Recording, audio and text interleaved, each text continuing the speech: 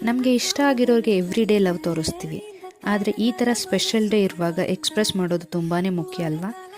ನಾನು ನನ್ನ ಹಸ್ಬೆಂಡ್ಗೋಸ್ಕರ ಚಿಕ್ಕದಾಗಿ ಕ್ಯಾಂಡಲ್ ಲೈಟ್ ಅರೇಂಜ್ಮೆಂಟ್ನ ಮಾಡಿ ಅವ್ರು ತುಂಬ ದಿವಸದಿಂದ ತೊಗೋಬೇಕು ಅಂದ್ಕೊಂಡಿದ್ದಂತಹ ಒಂದು ಬ್ಯೂಟಿಫುಲ್ ವಾಚ್ನ ಗಿಫ್ಟ್ ಮಾಡಿದೆ.